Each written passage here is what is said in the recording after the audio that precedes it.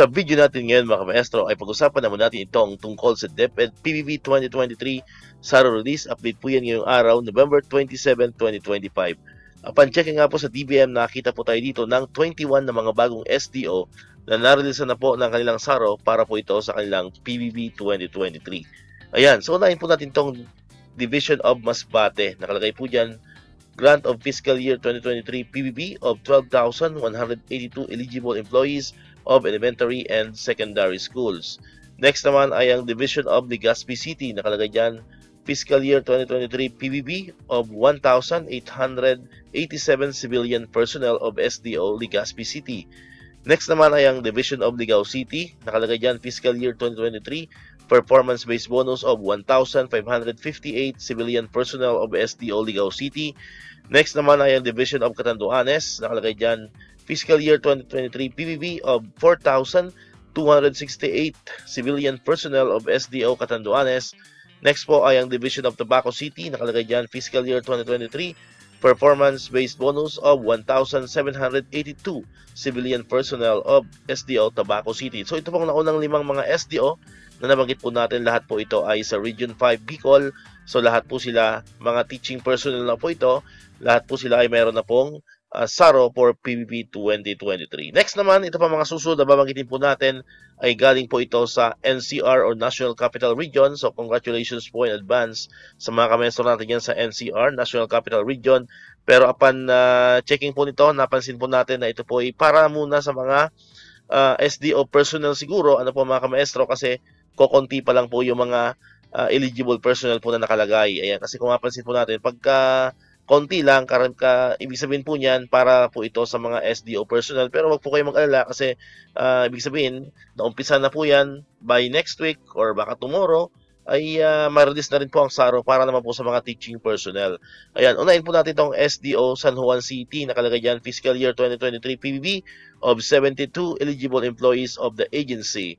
Next naman ay ang Division of Quezon City. Nakalagay dyan, fiscal year 2023 PBB of 161 eligible employees of the agency. Next naman ay ang Division of Pasig City. Nakalagay dyan, fiscal year 2023 PBB of 105 eligible employees of the agency. Next po ay ang Division of Pasay City. Nakalagay dyan, fiscal year 2023 PBB of 85 eligible employees of the agency. Next ay ang Division of Parañaque. Nakalagay dyan, fiscal year 2023 PBB of 81 eligible employees of the agency. Next ay ang Division of Navotas City. Nakalagay dyan, fiscal year 2023 PBB of 91 eligible employees of the agency. Next naman ay ang Division of Muntinlupa. Nakalagay dyan, fiscal year 2023 performance-based bonus of 70 eligible employees of the agency. Next ay ang Division of Marikina. Nakalagay dyan, fiscal year 2023 performance-based bonus of 86 eligible employees of the agency. Next po ay ang Division of Manila. Nakalagay dyan, fiscal year 2023 PBB of 166 eligible employees of the agency.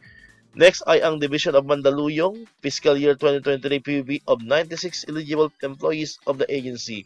Next naman po ay ang Division of Malabon City. Nakalagay dyan, fiscal year 2023 PBB of 92 eligible employees of the agency. Next po ay ang Division of Makati.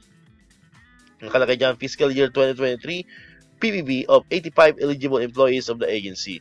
Next ay ang Division of Las Piñas. Nakalagay dyan, grant of fiscal year 2023 PBB of 95 eligible employees of the agency. Next ay ang Division of Caloocan. Nakalagay dyan, fiscal year 2023 PBB of 202 eligible employees of the agency. Next ay ang Division of Valenzuela. Nakalagay dyan, fiscal year 2023 PBB of 114 eligible employees of the agency. And syempre, ang pinakalas po sa mga SDO ay ang Division of Taguig and Pateros. Nakalagay dyan, fiscal year 2023 PBB of 89 eligible employees of the agency. Syempre, napasama rin po ang mga kasamaan po natin dyan sa RO ng NCR, National Capital Region.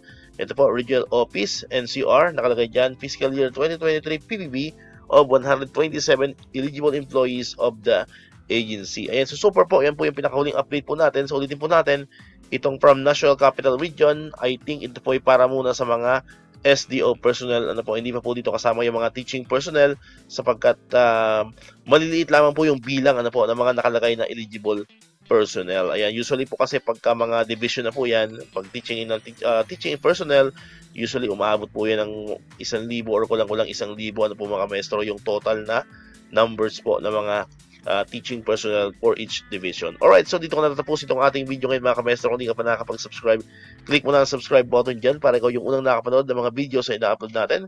Katulad ito yung mga updates pa rin about sa PBB 2023 and other benefits sa mga teachers and government employees. And syempre, click mo na rin ang notification bell button para ma-notify ka, always updated ka pag may mga bago tayong uploaded na videos. Sa muli, maraming salamat sa inyong panonood at pakikinig. Once again, El Maestro, see you on my next vlog. Bye-bye!